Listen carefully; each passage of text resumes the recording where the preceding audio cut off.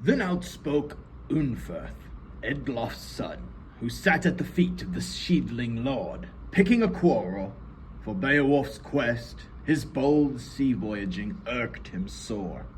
He bore it ill that any man other than all the earth should ever achieve more fame under heaven than he himself. Are you the Beowulf that strove with Breca in a swimming match in the open sea, both of you wantonly tempting the waves, risking your lives on the lonely deep for a silly boast? No man could dissuade you, nor friend nor foe, from the foolhardy adventure of ocean swimming. With outstretched arms you clasped the sea stream, measured her streets, with plowing shoulders parted the waves. The sea flood boiled with its wintry surges. 7 nights you toiled in the tossing sea. His strength was the greater, his swimming the stronger. Therefore, I ween, worse fate shall befall, stout as you are in the struggle of war, in deeds of battle, if you dare to abide an encounter with Grendel at coming of night. Beowulf spoke, the son of Ecgtheow.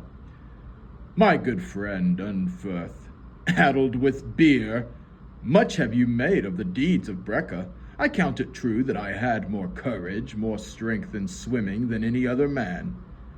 In our youth we boasted, we were both of us boys, we would risk our lives in the raging sea, and we made it good. We gripped in our hands naked swords as we swam in the waves, guarding us well from the whale's assault. In the breaking seas he could not outstrip me, nor would I leave him. For 5 nights long, side by side, we strove in the waters, till racing combers wrenched us apart, freezing squalls in the falling night, and a bitter north wind's icy blast. Rough were the waves, the wrath of the sea fish was scarcely roused, but my firm-linked barony, the gold-adorned corselet that covered my breast, gave firm defense from the clutching foe. Down to the bottom, a savage sea beast fiercely dragged me and held me fast in a deadly grip. None the less it was granted me to pierce the monster with point of steel. Death swept it away with the swing of my sword.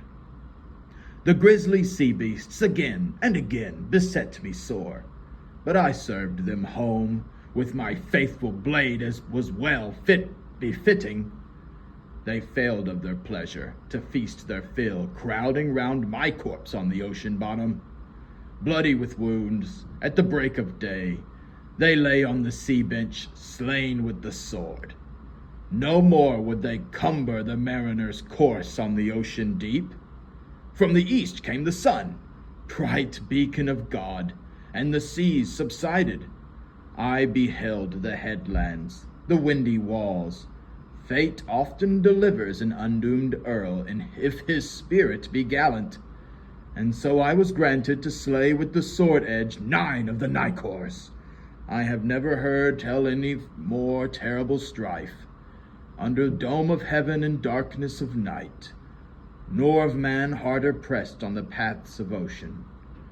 But I freed my life from the grip of the foe, though spent with the struggle. The billows bore me, the swirling currents and surging seas, to the land of the Finns. And little I've heard of any such valiant adventures from you. Neither Breca nor you in the press of battle ever showed such daring with dripping swords, though I boast not of it. But you stained your blade with the blood of your brothers, your closest of kin, and for that you'll endure damnation in hell.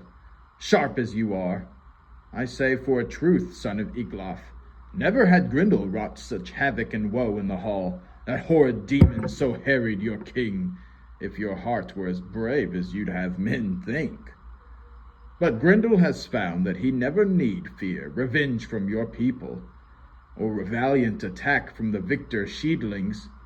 He takes his toll, sparing none of the Danish stock. He slays and slaughters and works his will, fearing no hurt at the hands of the Danes.